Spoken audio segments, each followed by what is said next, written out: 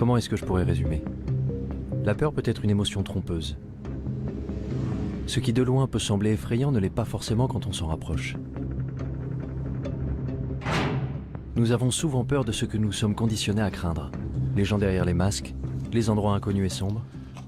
Fais gaffe, on ne doit voir que moi et le conteneur dans le cadre. A priori, ma mission était loin d'être compliquée. D'écrire le Darknet en 3500 mots.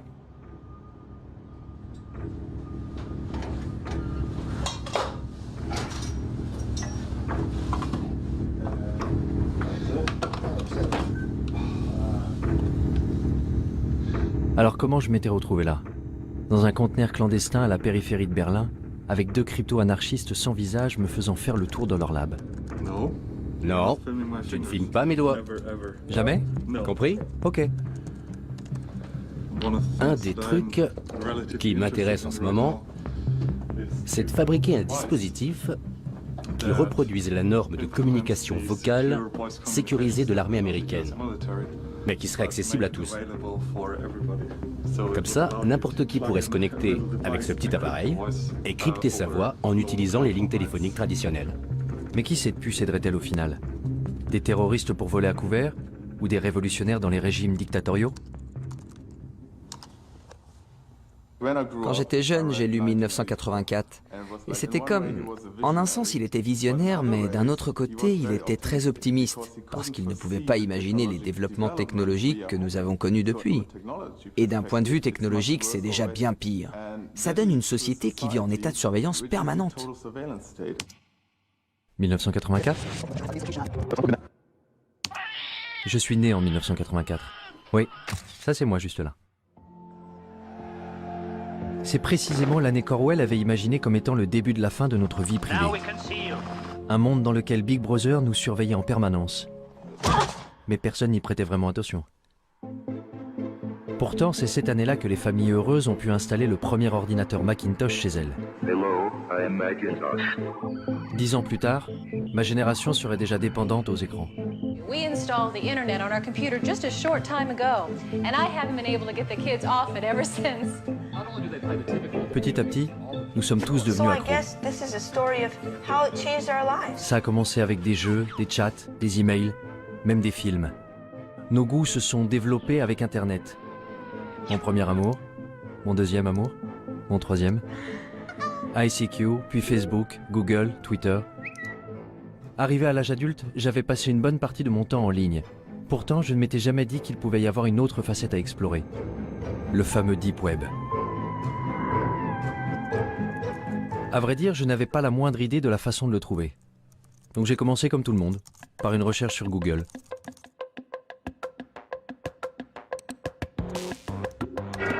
What lurks beneath the surface of the internet? The deep web. What is it exactly? Well, it's kind of a vague term because it's comprised of anything that's just not indexed by search engines. Ok, tout ce qui n'est pas indexé. Je n'irai donc pas bien loin avec Google. If we want to compare the size, then one great analogy is that the surface internet, the stuff that's indexed by Google, that would be sort of like the tip of an iceberg. La partie émergée de l'iceberg? The majority of users can only access 1% of all the information the World Wide Web has to offer. The rest, deep beneath the surface, is known as the deep web. Donc le Deep Web est une sorte de dépôt de données inaccessibles, rempli par les banques, les gouvernements, les entreprises, et contenant en plus une partie invisible? There's the regular internet, and then there's something called the darknet, an underground system of anonymous websites that are untraceable. Qu'est-ce que le Darknet? Pendant longtemps, tous ceux qui voulaient agir en secret, acheter de la drogue ou des objets volés, trouvaient que c'était très difficile à faire dans le monde réel. Parce que dans le monde réel, il faut rencontrer le vendeur et ensuite, il faut le payer d'une façon ou d'une autre. Parler du Darknet, c'est évoquer une nouvelle forme de commerce, un nouveau marché où les identités des acheteurs, des vendeurs et de l'argent lui-même échappent à la police ou à quiconque essaierait de traquer le crime ou d'autres choses. You can find ways to launder money, hire a hitman, get guns, The deep web is used by many to buy fake identities. Websites offer green cards, driver's licenses, and passports. Some use it for more sinister reasons, such as human trafficking or drug exploitation. Ok, tu vois ça? C'est un système d'exploitation conçu pour les hackers. Rien à voir avec Windows ou quoi que ce soit de ce genre. Un système d'exploitation élaboré spécifiquement pour le piratage informatique. Tel Aviv est un hub pour les experts en cybersécurité. Ça n'a donc pas été difficile de trouver Danor Cohen, un pirate informatique white hat, qui agit pour la bonne cause. La première chose que Danor m'a montré, c'est à quel point ceux qui utilisent l'Internet ouvert sont vulnérables et exposés. Tu vois ça? Il y a le mot de passe réseau. Incroyable, non? Maintenant, imagine que tout est secret, tous tes mots de passe bancaires, ton Gmail, ton Facebook, toutes tes conversations privées, que tout ça soit visible avec un seul mot et envoie. En faisant le tour du quartier, Danor avait pu s'introduire dans l'ordinateur de pratiquement tous les gens à 100 mètres à la ronde. Comme les hackers, ils pouvaient intercepter mes informations sur Internet, tout comme la police pouvait utiliser ces mêmes outils pour surveiller les criminels. Si on est sur l'Internet ouvert et qu'on parle d'un trafic de drogue, il y a des systèmes qui balayent le réseau automatiquement. Il n'y a pas d'intervention humaine là-dedans. Et tu seras rapidement convoqué pour enquête. Mais sur le Darknet, rien ne permet d'arrêter à temps quelqu'un de faire ce qu'il veut. Je veux qu'on comprenne parfaitement ce qu'est le Darknet. Vous installez un logiciel dont la fonction essentielle est de cacher votre activité. Well, you're going to need some software. One of the most popular is called Tor. Tor? Which originally stood for the Onion Router. The Onion Router. Onion Router. It was made by the US Navy. How does Tor do it? Well, it takes your data and it bounces it around the world over several different data nodes. That way, no person or agency can figure out where the data came from or where the data is going. If you want to keep yourself invisible online, there is absolutely nothing better than Tor. Cela semblait incroyable. Sous couvert d'un anonymat complet, n'importe qui pouvait réussir à commettre le crime parfait depuis son salon entre deux épisodes de sa série préférée sur Netflix, sans que personne ne le sache. En à peine quelques secondes de téléchargement, Tor était sur mon bureau. La porte du Darknet était grande ouverte. Goodness, this is quite extraordinary. Such a large rabbit hole. I'll just take a look inside. La question était, où aller?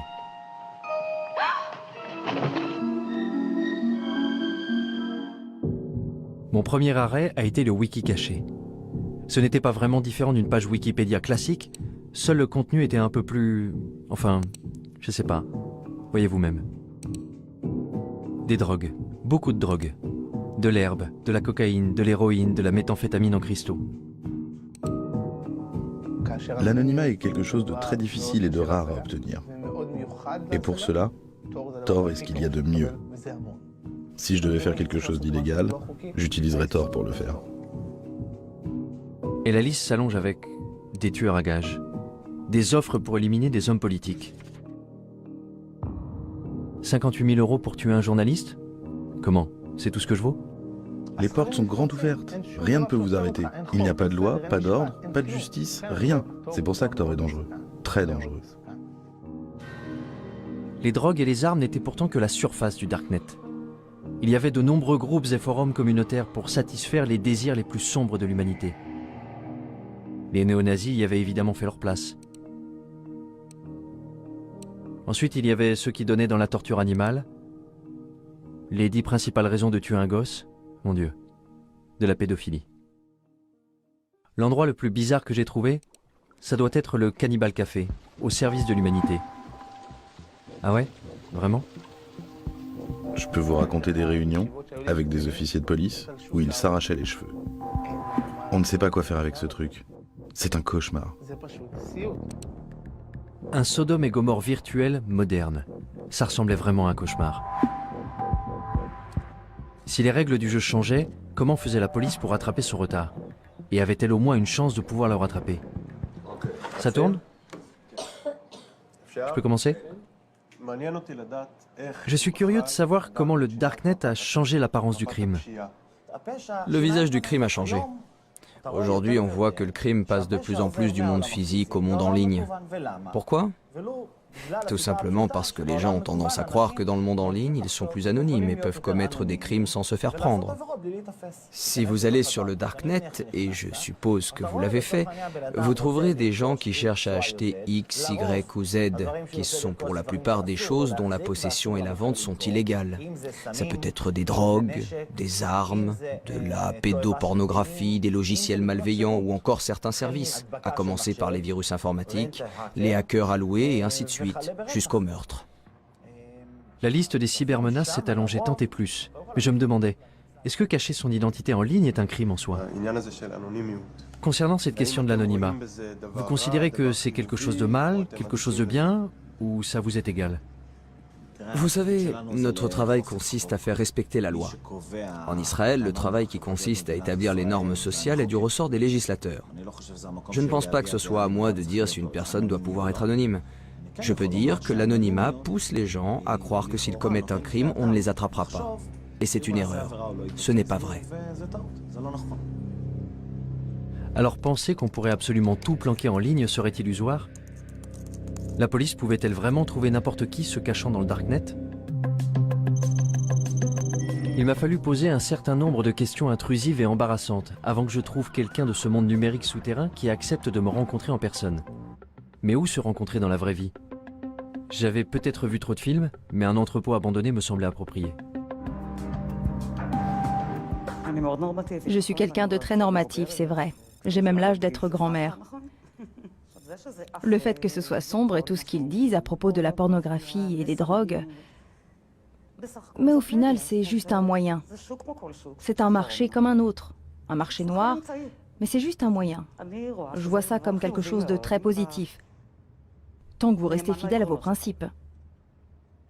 Vous ne me verrez pas chercher de la pornographie ou des sites de paris en ligne, parce que ça ne m'intéresse pas. En revanche, des tueurs à gages, peut-être. J'étais furieuse de ne pas pouvoir acheter là où je voulais un produit que je voulais. J'ai fait une recherche sur Internet et j'ai appris l'existence du navigateur Tor. J'y suis allée et j'ai vu par moi-même. C'est un monde fascinant. C'est une poudre qu'on utilise pour faire du hash soi-même. Beaucoup de gens le font. De la cocaïne? De la cocaïne aussi. Les médecins prescrivent bien de la Ritaline. Pourquoi commander la cocaïne illégalement? C'est ce qui vous met en colère? Il n'y a pas de raison d'être en colère, c'est une vitrine. Ils ne font que montrer leurs marchandises. Et bien sûr, Shoshi n'était pas du tout telle que je l'avais imaginée. Elle ressemblait plus aux amis de ma mère qu'à quelqu'un qui utilisait le Darknet. Allez, ça ne vous fait quand même pas un peu peur? Ce n'est pas effrayant. Ce qui est effrayant, c'est ce que vous en faites. Vous pouvez faire de mauvaises choses avec, c'est vrai, mais le Darknet en tant que tel n'est pas effrayant. J'ai tendance à être méfiant vis-à-vis des gens qui me disent qu'il n'y a rien à craindre. Le Darknet n'était-il pas vraiment qu'un marché noir équivalent à eBay? La technologie a toujours eu un double visage, selon l'usage que l'on en fait. Prenez l'imprimante 3D par exemple. Fais descendre l'arme. Roy Cezana en a utilisé une pour imprimer en 3D un revolver dont il avait téléchargé le modèle sur le Darknet. Puis il est entré en douce dans un rassemblement universitaire où il y avait les hommes politiques les plus importants d'Israël. Il a dit que le plus drôle dans tout ça, c'est que tout le monde était debout autour et regardait. Le côté spectaculaire, c'est cette fabrication rapide et personnalisée. C'est ce qu'on appelle le rapid manufacturing en anglais. Autrefois, la production ne pouvait se faire que dans des usines géantes valant des millions de dollars. Aujourd'hui, n'importe qui peut avoir ces machines à la maison. Une imprimante 3D qui peut servir à imprimer un revolver. Les gens ont ça chez eux. Mais ce n'est pas donné à tout le monde d'imprimer une arme à feu aussi facilement. Il faut télécharger le plan quelque part. Et d'où vient le plan? Il vient du Darknet. Une fois que quelqu'un a téléchargé le plan, il peut le regarder à l'écran et décider de déplacer le percuteur ici, la gâchette là, et concevoir une arme légèrement supérieure. This is called the lower receiver. This doesn't have a serial number and it doesn't require a background check. Et s'il se rend compte qu'il a créé une arme supérieure à l'original, que fera-t-il? Il téléchargera son plan sur le réseau. This is a ghost gun. Ce à quoi nous assistons, c'est à une tendance de déqualification, une diminution des compétences nécessaires pour atteindre un certain objectif. Vous voulez synthétiser des composés chimiques chez vous? Sur Internet, vous pouvez télécharger la procédure qui va indiquer à l'imprimante comment mélanger les produits pour déclencher une réaction chimique et fabriquer de la morphine, du Valium, de la marijuana ou de la poudre de cyanure. Une simple machine fera ça toute seule chez vous. Mais je vais vous montrer un autre aspect des choses. Les laboratoires médicaux produisent des médicaments à des prix astronomiques que les patients n'ont pas les moyens de payer. Ceux qui ont la capacité, par exemple, de passer des plans à la production maison de médicaments vont commencer à le faire d'ici 10 ou 20 ans. Un processus identique à celui des armes en 3D va se produire. Ils commenceront à apporter des améliorations. Tout le monde sur Terre prendra part à cette révolution géante de l'échange d'informations et de l'association de nouvelles idées. Le Darknet peut être le lieu où toutes les vieilles idées se mélangeront les unes aux autres. Comme l'a dit Matt Ridley, les idées vont commencer à avoir des relations sexuelles entre elles pour finalement donner naissance à des idées nouvelles et incroyables. Cette exploitation de nouvelles idées n'a pas lieu en utilisant les voies traditionnelles de l'information, car les véritables grandes luttes passent toujours par la destruction créatrice. Et c'est là toute l'importance du Darknet, qui fournit un moyen de canaliser l'information. Et cette information peut engendrer une révolution. Les révolutions se préparent en secret. Est-ce que ce n'était pas précisément le genre de choses que les pouvoirs en place voulaient généralement empêcher? Le Darknet avait déjà attiré l'attention du gouvernement américain. The FBI has effectively smashed the Hornet's Nest, and we are in the process of rounding up and charging the Hornets. Et le Pentagone avait fait venir ici une équipe pour recenser les activités illégales du forum. Alejandro et Amanda faisaient partie de cette équipe. Nous sommes en quelque sorte des hackers alloués. Notre travail consiste à explorer une grande partie de ce que le Darknet a de plus sombre, mais aussi à le divulguer. De toute façon, on peut retrouver les pédophiles. On peut retrouver les tueurs à gages quand ils sont réels. On communique ces informations au projet Tor et on transmet certains de ces éléments à la police. Parce que, soyons très clairs, les créateurs du projet Tor ne veulent évidemment pas favoriser l'exploitation des enfants. Vous croyez que certaines choses méritent de rester cachées, ou bien est-ce que tout doit être divulgué? C'est une grande question. Je veux dire, d'une certaine façon, je pense que l'anonymat est extrêmement important. Je pense qu'il y a certaines choses que... Je veux dire, il y a de vrais méchants ici. Il y a les méchants que tu veux, à cause desquels les utilisateurs ont besoin d'anonymat. Et puis, il y a ceux qui utilisent l'anonymat pour de mauvaises raisons. Je pense vraiment que l'anonymat est important. Je ne suis pas pour la suppression totale de l'anonymat. Mais pourquoi l'anonymat est-il important? Eh bien, à cause de... Du droit à la vie privée. Oui, le principe du droit à la vie privée. Et dans quel but? Pourquoi on en a besoin? L'exemple classique que le projet Tor utilise presque toujours pour illustrer ça, ce sont les régimes oppressifs. Et ce n'est pas un exemple théorique. L'histoire montre qu'à chaque fois qu'il y a un progrès révolutionnaire, ça commence toujours de façon clandestine. Quand j'y pense, je me dis que si, disons dans le cas d'un scénario futuriste et apocalyptique, si mon gouvernement s'en prenait à moi et que je veuille par exemple entrer en rébellion, je voudrais que quelque chose de ce genre existe. C'était vraiment la dernière chose que j'aurais pensé entendre venant d'un employé du gouvernement américain. Entendre que, bien qu'enfouis au fin fond de leur cerveau, il y avait un scénario digne d'Orwell. Le genre d'idée qu'on prête davantage aux anarchistes. Instead of privacy, we have permission. It's about control, isn't it? It's about the incremental eradication of freedom.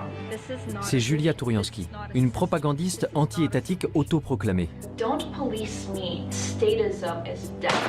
Mon Dieu. Join me in my love affair with freedom. Vie privée, contrôle, liberté. This is Anarchast. C'étaient les maîtres mots d'un petit groupe qui militait pour de nouvelles alternatives face à un système défaillant. Les gens ont très facilement peur de la nouveauté. Et ça, ce sont des idées nouvelles. Hacker, anarchiste, darknet, des mots qui sonnent louches. Voici les crypto-anarchistes, la branche d'un petit groupe de technophiles qui s'est constitué au tout début d'Internet, les cypherpunks, où cypher signifie chiffrement. What is a cypherpunk? What do you guys stand for? Cypherpunks are cryptography activists. We believe in personal privacy for everybody. Ce sont les cypherpunks qui ont été à l'origine de la toute première version d'un darknet, ce qu'ils avaient appelé le blacknet. Americans are not prepared to face the fact that they're living in an electronic police state. Si quelqu'un pouvait compléter mes informations sur le darknet, c'était forcément eux. Tous étaient rassemblés à l'Institut de crypto-anarchie dans le centre de Prague.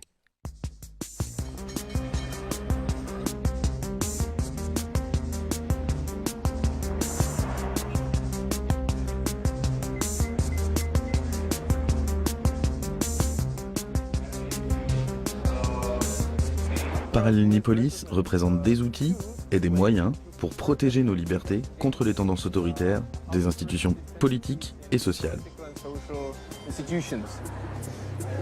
Désolé, c'est vraiment privé. Vous ne pouvez pas prendre ces personnes en photo, ok? Pénétré dans le congrès des hackers à Parallelnipolis, je ne savais absolument pas dans quoi j'étais sur le point de m'engager. J'étais même tellement incertain que j'avais fait le tour du pâté de maison avant de me décider à entrer. Et quand j'avais finalement pu trouver quelques participants pour parler devant la caméra, ce n'était pas sans condition. C'est bon? Super. On entre? Bon, quand vous serez prêt, vous pourrez vous asseoir. Pourquoi ce masque? Pourquoi ce déguisement? Eh bien, je pense qu'aujourd'hui, il est très important de protéger sa vie privée. Et vous savez, il y a beaucoup de reconnaissance faciale dehors. On vit à une époque où les algorithmes informatiques automatiques recherchent les visages dans tous les médias. Et je ne veux vraiment pas que mon visage me suive partout où je suis. Si tu veux me rencontrer, si tu veux me voir, viens me voir en personne. Les médias, c'est pas mon truc. Alors comment est-ce que tu parles de toi? Quelle est ton identité? Eh bien, dans le contexte d'aujourd'hui, appelle-moi Smuggler. Et ta mère, comment t'appelle-t-elle? Ça, je ne te le dirai pas. Demande à ma mère. Fondamentalement, la raison pour laquelle nous voulons le respect de la vie privée, c'est parce que cela permet une action humaine libre, conforme à notre propre volonté. L'homme se développe quand il utilise son propre esprit et fait ses propres choix, bons ou mauvais, et qu'il en assume les conséquences. Voilà comment on grandit. Tu dois être capable de te planter sans te faire démolir. Mais quand quelqu'un te surveille, quand tu dois avoir peur, si tu dois baisser la voix pour parler de certaines choses, tu empêches le développement de l'homme, l'évolution de l'homme. Je pense que de nos jours, il y a une forme de totalitarisme beaucoup plus subtile. Dehors, tu as toutes ces libertés. Tu peux porter ce que tu veux, tu peux faire ce que tu veux, tu peux être gay. Tout va bien, parce que tu sais, nous sommes des gens libres. Dans les systèmes totalitaires précédents, le fait de ne pas être libre était beaucoup plus clair pour les gens. Maintenant, c'est genre, tu es ce consommateur heureux qui peut regarder tous les films sur Netflix, mais dès que tu essaies vraiment de pousser un petit peu pour changer le système, tu te fais attaquer. Et tout le monde te dit « Ouais, c'est quoi ton problème? Like-moi sur Facebook, c'est tout. » Quand on est assis face à l'ordinateur chez nous, on est dans un environnement qu'on associe a priori à la vie privée. Mais ce qu'on fait en réalité, c'est qu'on crie des choses sur tous les toits. Et en ne nous protégeant pas, on a tout simplement ouvert notre espace privé au monde entier. Et moi je dis, attention, ce que vous faites là, vous ne le feriez pas si vous compreniez vraiment ce que ça implique. Parce que vous ne faites ça pour rien d'autre dans votre vie. Je n'ai jamais été particulièrement soucieux de la vie privée. Quand j'ouvre une appli sur mon téléphone, je ne me demande pas vraiment où ces données vont finir. Facebook, Google, ce sont des systèmes de surveillance. À chaque fois que tu utilises un produit qui est gratuit, il faut bien que l'entreprise paie ses salariés. Ce qui signifie que tu n'es pas vraiment le client puisque tu ne payes rien. Ça veut donc dire que le produit, c'est toi. Je ne vais pas arrêter d'utiliser Facebook. Je ne vais pas arrêter d'utiliser Google. Pas tant qu'ils ne se mettent pas à pourchasser les gens et à les tuer. L'idée que les gens de ma génération arrêtent soudain d'utiliser un média social semblait un peu folle. Et grosso modo, mes amis étaient de mon avis. Je veux dire, c'est nul que tu ne puisses pas dire tout ce que tu as envie de dire. Je pense que j'ai admis l'idée que j'étais surveillée. Je ne fais rien d'illégal. Pas sur Internet. Si je n'ai rien à cacher, pourquoi est-ce que je devrais avoir peur? Je me demande si j'ai quelque chose à cacher. Ta vie privée n'est pas violée au moment où quelqu'un prend tes photos et les met en ligne. Ce n'est pas là qu'il y a violation de ta vie privée. Il y a violation de ta vie privée quand quelqu'un veut tes photos et les stocke. C'est à ce moment précis qu'il y a violation. Quelqu'un qui prend tes données et qui les stocke. Parce qu'il pourrait avoir envie de les utiliser. Et c'est cette menace du « pourrait » que nous percevons tous inconsciemment. Tout le monde fait quelque chose de mal.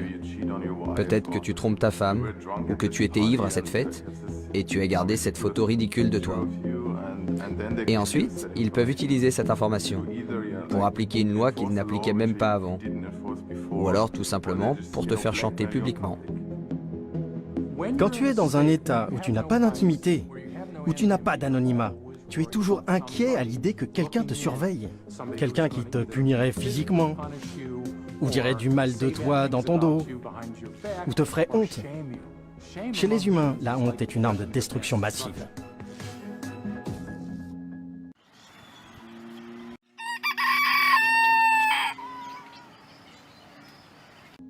Alors que devons-nous faire pour préserver notre liberté? Porter des masques? Pendant tout ce défilé de mode imprimé en 3D, je n'arrêtais pas de penser à quel point il était paradoxal de croire qu'on ne pouvait être libre qu'en se cachant. Particulièrement en Occident, où nous sommes tellement habitués à tout exposer. J'étais au Caire au moment du printemps arabe, en même temps que Shira Frankel, qui écrivait sur les événements dramatiques qui s'y déroulaient. Désormais, elle écrit pour BuzzFeed des articles sur les technologies de cryptage comme Tor. En Occident, on croit que le Darknet est noir et diabolique et malveillant, alors qu'ailleurs dans le monde, on ne l'appelle pas le Darknet. On ne le voit pas comme un terreau diabolique. On considère que c'est un lieu pour échanger l'information librement et en toute sécurité. J'ai rencontré des militants LGBT dans certains pays d'Afrique et du Moyen-Orient qui considèrent que c'est un des seuls refuges qui leur reste. Et quand je leur dis qu'aux États-Unis nous l'appelons le Darknet, que c'est comme ça que nos hommes politiques l'appellent, ils rient et ils trouvent que c'est absurde. Ils disent « Mais c'est là où nous sommes en sécurité, c'est là que nous pouvons parler, c'est là que je peux être moi-même en sécurité. » Il y a donc de grandes parties du monde où le simple fait d'être connecté suffit à vous faire arrêter. Alors pour ces gens qui savent qu'ils ne sont pas en sécurité en ligne, qu'ils ne sont pas en sécurité, ne serait-ce que pour envoyer des emails ou faire partie de groupes Facebook, les technologies cryptées peuvent effectivement être une bouée de sauvetage. Je pouvais comprendre cette nécessité du Darknet pour ceux qui vivent sous un régime dictatorial. Mais la liberté est un des fondements des sociétés démocratiques, non? Aujourd'hui, nous sommes à la croisée des chemins entre deux systèmes gouvernementaux en compétition. D'un côté, celui dans lequel Big Brother contrôle la vie de ses citoyens, et de l'autre côté, la domination des masses. Le gouvernement tente de se sécuriser et de sécuriser ses citoyens. Pour cela, il doit arrêter la menace que représentent les loups solitaires, les terroristes. Ceux qui voudraient faire tomber le gouvernement par la force. Et parfois aussi, ceux qui veulent le faire tomber sans faire usage de la force. Le peuple exige la justice sociale. La question qui se pose est, comment le gouvernement peut-il empêcher l'action des terroristes et des criminels sans nuire à la liberté d'expression? Et il n'y a toujours pas de réponse satisfaisante à cette question. Que feriez-vous si votre devoir était de protéger votre population et que vous voyez une énorme menace? Vous deviendriez hystérique et vous commenceriez à surveiller absolument tout le monde. Parce qu'un seul terroriste qui vous glisserait entre les doigts représenterait un tel danger que vous ne pourriez tout simplement pas prendre le risque de commettre une seule erreur. S'il suffisait d'un terroriste pour nous rendre hystériques, alors 19 d'entre eux répartis dans 4 avions avaient suffi à mettre le feu au monde entier. Dans les mois qui avaient suivi le 11 septembre, le Congrès américain avait adopté le Patriot Act et la NSA avait mis en place les programmes de surveillance massive qu'elle souhaitait faire adopter depuis des années. I take the threat of terrorism seriously, and I think we all do. Il allait falloir plus d'une décennie avant que Snowden révèle que la NSA ne s'était pas contentée de surveiller les terroristes. Elle avait également espionné des millions d'Américains innocents. I think it's really disingenuous for the government to justify programs that have never been shown to keep us safe, but cost us liberties and freedoms that we don't need to give up. Quand je suis revenue aux États-Unis et que je parlais aux gens des fichiers Snowden, beaucoup d'entre eux haussaient plus ou moins les épaules en disant « Et alors, qu'est-ce que tu crois? Bien sûr que le gouvernement fait ça, bien sûr que le gouvernement nous surveille de telle et telle façon. » Et là, j'ai trouvé que c'était intéressant.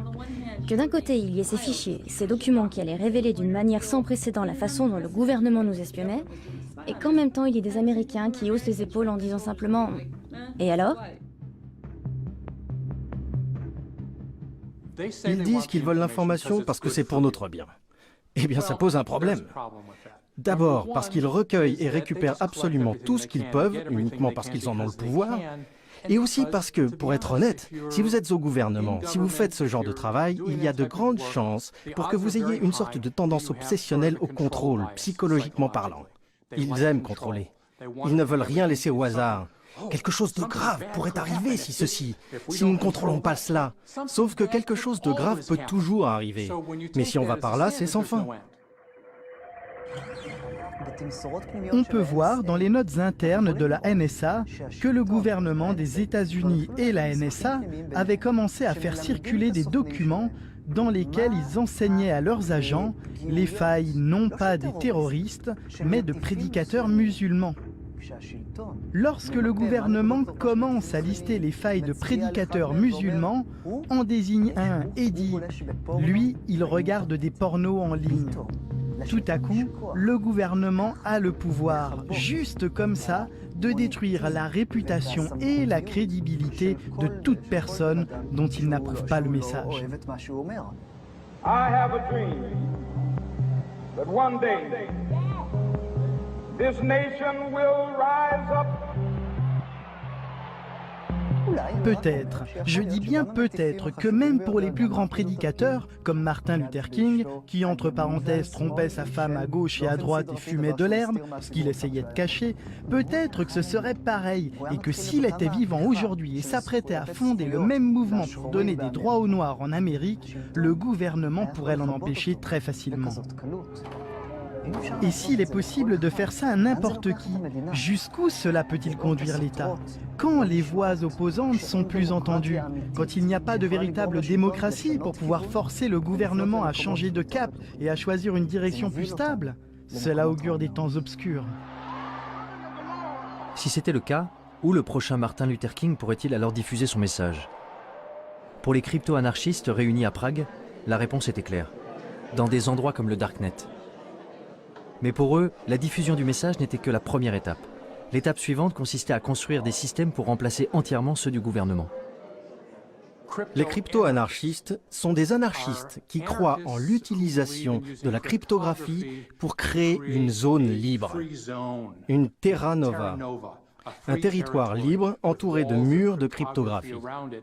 Grâce à la cryptographie, ils peuvent discuter, utiliser des monnaies cryptographiques et créer, dans une très large mesure, un monde séparé dans lequel ils peuvent évoluer. Mais comment ce monde séparé pourrait-il bien fonctionner si nous sommes complètement dépendants de l'État? Ce que l'État crée, c'est un amas de bureaucratie, des tâches dénuées de sens que l'on doit faire chaque jour, comme aller au bureau et subir toutes ces taxations. Mais l'État répond également à des nécessités premières, comme la sûreté, la sécurité, les routes et tout le reste. Cependant, toutes ces choses peuvent être fournies par le secteur privé au moyen d'outils décentralisés. Donc, tout cela peut être pourvu par des fournisseurs internationaux, ou par un fournisseur d'un tout autre pays. Les frontières n'ont plus aucun sens dans cet environnement. Car sur le Deep Web, l'endroit d'où tu te connectes, ça n'a absolument aucune importance. Donc l'alternative à l'État dans les systèmes grandissants du Dark Web est un appel à la révolution? J'ai finalement réussi à trouver Julia Touriansky, dont les clips tape à l'œil sur YouTube m'avaient conduit à Prague. But you cry, prove anarchy works, and we say, welcome to anarchy, population everyone. Y avait-il une chance pour que les idées anarchistes soient un peu plus pragmatiques de vive voix? Vous savez, je pense que les gens ont besoin de conseils. les gens ont besoin d'un certain degré de gouvernance. Mais la différence, c'est que la gouvernance ne doit pas être imposée aux gens. Aussi longtemps qu'on peut se désengager et partir, alors moralement, c'est en accord avec une philosophie anarchiste. Donc bon, je ne suis pas naïve. Je ne pense pas qu'il y aura un grand effondrement qui nous donnerait une magnifique anarchie. Je crois que l'idée, c'est plutôt de créer ces petites communautés pour soi-même et de trouver des endroits d'où on a la possibilité de se désengager et qui se diversifient et qui soient plus dispersés et plus accessibles. L'un des systèmes utilisés par la communauté crypto-anarchiste pour se désengager était le Bitcoin. Une crypto-monnaie permettant d'effectuer des transactions en ligne de manière anonyme et qui avait déjà fait les manchettes des journaux du monde entier. Et une fois que vous avez la monnaie virtuelle, vous n'êtes pas très loin de commencer à bâtir des États virtuels. Hier, il y avait une conférence sur la BitNation, qui est un projet qui montre que la technologie blockchain peut être utilisée pour des services qui, en temps normal, ne sont fournis que par les gouvernements et les États. BitNation is creating a new world where thousands or millions of nations actually compete for customers by offering better services. It's a world where everyone can choose. La BitNation est une nation, et être une nation implique de connecter entre eux des gens qui partagent des valeurs similaires, familiales, etc. Nous sommes d'accord. Donc je dirais que la BitNation est un État apatride. Si vous dissociez la gouvernance du territoire, vous n'avez pas à craindre pour vos propres principes de gouvernance. En parallèle de l'État apatride, il y aurait des crypto-marchés en ligne pour les produits de tous les jours. En gros, la version familiale et conviviale de ce que j'avais déjà vu sur le Darknet. Il y aura des crypto-marchés décentralisés, anonymes, qui seront techniquement impossibles à fermer par le gouvernement. Le système financier et social va s'effondrer. Aucune approche rationnelle ne peut dire comment le système social va pouvoir survivre, surtout quand il y a tellement de personnes âgées et seulement un petit nombre de gens jeunes et productifs. Je pense donc que le système social du gouvernement va s'effondrer.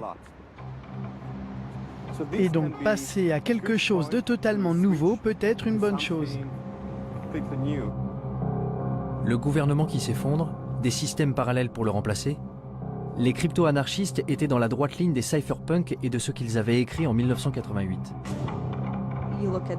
Regarde ce que les cypherpunks écrivaient avant que la technologie d'aujourd'hui existe. Je veux dire, ils peuvent être fiers d'eux. Vous avez raison. Lire leurs écrits revenait un peu à lire une prophétie de science-fiction. À l'ère électronique, la vie privée est nécessaire pour une société ouverte. Tout ce qu'ils avaient prédit il y a plus de 30 ans était effectivement en train de se réaliser aujourd'hui. Bitcoin, construire des systèmes anonymes avec de l'argent électronique.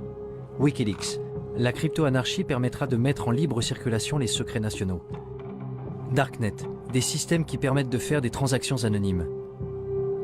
Crypto-marché, un marché informatique anonyme permettant d'échanger des biens illicites et volés. Ils avaient même prédit la façon dont les gouvernements répondraient à ces développements. L'État essaierait de ralentir la propagation de ces technologies au nom de la sécurité nationale. Chaque fois que quelqu'un fait quelque chose qui protège la vie privée, il ne se passe pas longtemps avant que le gouvernement et les médias officiels brandissent un de leurs arguments à la carte. C'est mauvais parce que terroriste, ou c'est mauvais parce que drogue. Ce sont effectivement de mauvaises choses. Oui, c'est mal d'être un terroriste, mais là, ce que le gouvernement fait, ou ce que les adversaires de la vie privée font en réalité, c'est qu'ils jouent avec notre corde sensible. Ok, voyons. Wikileaks, gouvernement des États-Unis. The United States strongly condemns the illegal disclosure of classified information. It threatens our national security. If this becomes a standard currency, it could radically and dramatically transform the role of central banks. A few years ago, we learned of an underground website called Silk Road. Our push for increased funding aimed at fighting cyber drug dealers. Silk Road a été associé au Darknet, jusqu'à ce que le gouvernement américain le ferme. C'était le marché le plus important du genre, avec des mouvements atteignant 1,2 milliard de dollars en produits, essentiellement de la drogue. The biggest criminal trial in the history of the internet is over this morning. The mastermind of the Silk Road website was sentenced to life in prison without parole. Pour presque tous ceux que j'ai rencontrés à Prague, Ross Ulbricht n'avait rien d'un baron de la drogue. Il avait plutôt été la victime la plus visible des efforts du gouvernement pour éliminer les cryptomarchés du Darknet en faisant de lui un exemple.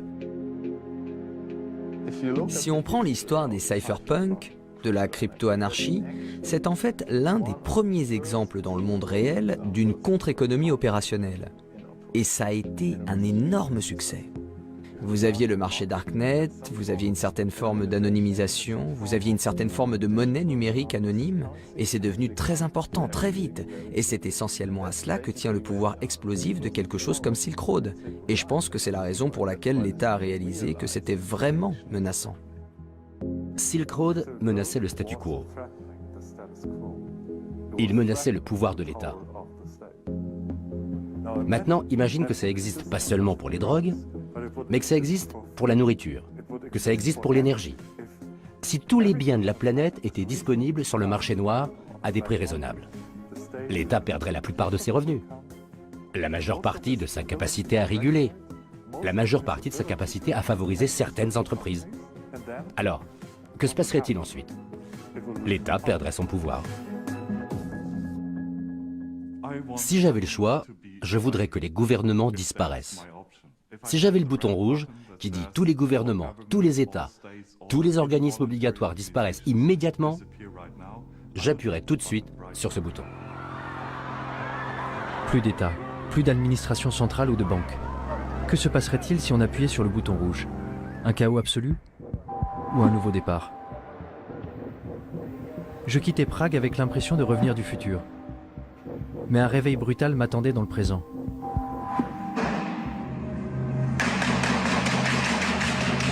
Deux attentats à Paris, un aux États-Unis, un avion abattu en Égypte. N'avions-nous pas effectivement besoin de protection plus forte vis-à-vis de ces gens, même au prix du sacrifice d'un peu de confidentialité? You can't have 100% security and also then have 100% privacy and zero inconvenience. We're going to have to make some choices.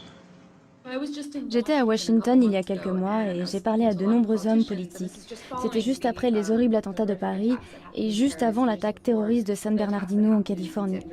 Et de nombreux hommes politiques disaient « C'est de la faute du Darknet, c'est de la faute de Tor et c'est de la faute des technologies de cryptage ». Cette semaine-là, il y a eu de nombreux reportages dans la presse sur la façon dont les terroristes impliqués à Paris avaient communiqué entre eux et avec les dirigeants d'ISIS, en Iran ou en Syrie, par l'intermédiaire de Tor. The dark web. The US believes ISIS and others are now using the most covert part of the online world to recruit fighters, share intelligence, and potentially plan real-world attacks. Et dans les semaines qui ont suivi, il s'est avéré que non seulement ils n'avaient pas utilisé la technologie cryptée, mais qu'ils avaient même échangé des SMS entre eux. Je pense que pour les hommes politiques, rejeter la faute sur le dark web est vraiment un moyen facile pour se laver les mains d'un échec des services de renseignement. Pourquoi dire « nous avons raté un SMS » ? Pourquoi dire « nous avons raté un coup de fil » quand on peut dire « non, non, tout ça s'est passé sur le dark web. Nous n'avions aucune chance de connaître les horreurs qui allaient se passer. » C'est un joker pour dire « nous n'avons rien raté ». C'est facile de prendre le Darknet comme bouc émissaire, de dire que s'il n'existait pas, nos vies seraient plus sûres, mieux protégées. Mais le Darknet a toujours existé sous une forme ou une autre. Je vais vous parler de la première fois où je suis entré sur le Darknet. J'avais 4 ans, et à chaque fois que mes parents ne voulaient pas que je comprenne quelque chose, ils parlaient en yiddish. Le yiddish était leur Darknet à eux. À l'âge de 4 ans, je vivais dans 2 réseaux parallèles.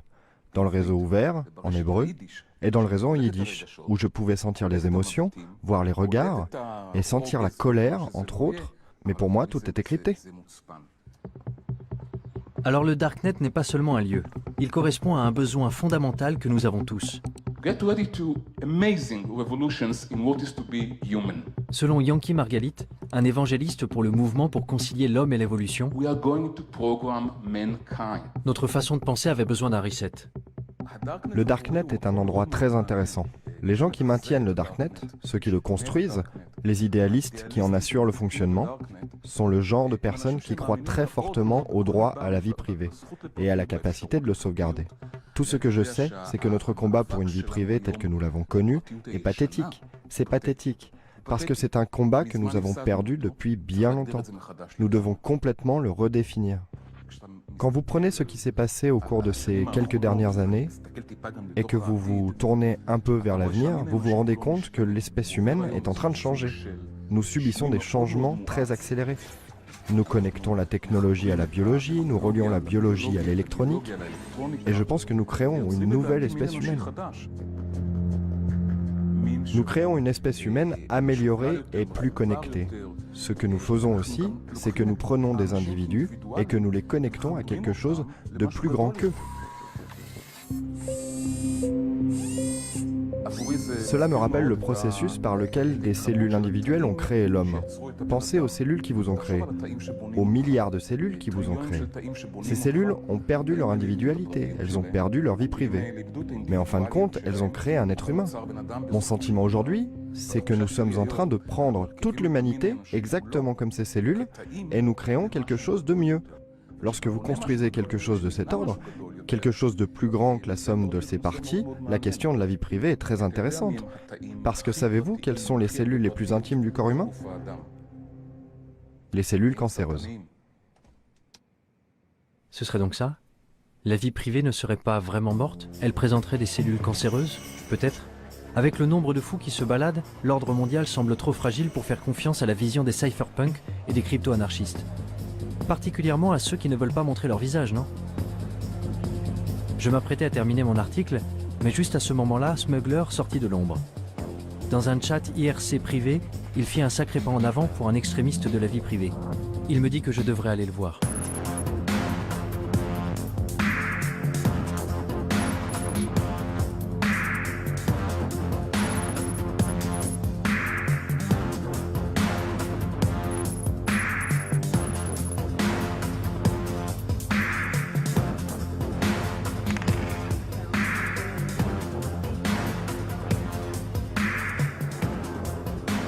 Se balader dans les rues de Berlin avec deux types masqués m'a mis un peu mal à l'aise, même si nous nous étions déjà rencontrés une fois. Je me demande ce que le chauffeur de taxi a bien pu penser. Réfléchis à ça. Psychologiquement, les raisons pour lesquelles tu étais nerveux et... Non mais regarde-toi. Mais la peur peut être une émotion trompeuse. De quoi était-je censé avoir peur au juste?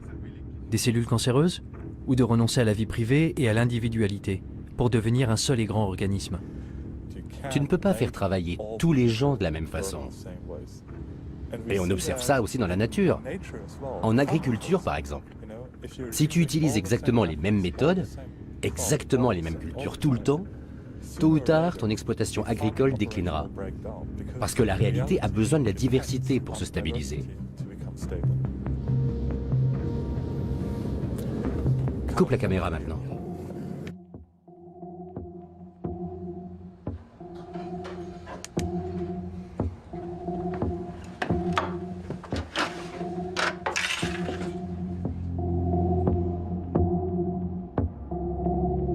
La vie privée est aux idées ce que l'évolution est à la biologie. Tu sais, pour qu'un écosystème soit sain, il faut des niches locales et il faut une transformation. Il faut aussi différents types d'organismes qui mutent, qui évoluent. Un certain nombre d'entre eux vont mourir, d'autres vont prospérer et globalement, c'est une structure très résistante. C'est la même chose pour une société en bonne santé. Il faut de nombreuses idées différentes et les bonnes vont effectivement survivre. Et si tu penses à ce futur, où toute l'humanité ne serait qu'un seul organisme allant dans une seule direction, il suffit d'un seul bug pour tuer le tout. Et c'est terminé. Game over. Et ce sera pire que nos pires craintes de guerre nucléaire. Je veux dire, rappelle-toi ce que nous avions avec le Troisième Reich en Allemagne. Imagine maintenant le Troisième Reich à l'échelle mondiale et aucun autre pays pour l'arrêter. Quel bordel! Malgré tous nos progrès, malgré tous les avantages de notre monde interconnecté, l'histoire serait tout de même condamnée à se répéter? Nous abordons un futur que nos parents ne pouvaient pas imaginer. Savoir ce qui en ressortira, c'est de la science-fiction. Mais moi, je ne veux pas vivre dans un futur où tout est contrôlé. Chaque bit de technologie, chaque bit d'information, comment il faut construire les choses, ce qu'il faut penser. C'est si énorme que George Orwell doit se retourner dans sa tombe. Parce que je ne crois pas qu'un tel futur sera vraiment durable. Alors à quel moment votre travail sera-t-il achevé? Jamais. Non, jamais. Je veux dire, certaines personnes travaillent pour la surveillance, et nous travaillons pour renforcer l'anonymat. On n'y arrivera jamais, mais c'est un idéal à viser. De plus, même si nous travaillons pour plus de vie privée, ça ne veut pas dire que qui que ce soit va arrêter de travailler pour la surveillance. Donc tant qu'ils travaillent sur la surveillance, nous, on a un travail à faire. Mais certains diraient, je ne sais pas, que vous êtes peut-être paranoïaque. C'est vrai, vous n'êtes pas des criminels purs et durs, vous ne vendez pas de drogue, vous ne... je sais pas... Mais je veux dire qu'il y a beaucoup de... Je crois que toute la discussion... C'est bizarre le tour qu'a pris cette affaire. Que ce soit à nous de devoir nous défendre. Tu sais pourquoi tu as des rideaux dans ton appartement? Pourquoi tu fermes ta porte à clé? Et il y a plein de précédents historiques où des gens ont été tués à cause de données les concernant qui avaient été recueillies. Tu sais, c'est ce qui s'est passé pendant le Troisième Reich. Ce qui s'est passé dans les années avant même que le Troisième Reich existe, c'est que beaucoup d'États-nations exigeaient l'enregistrement des citoyens.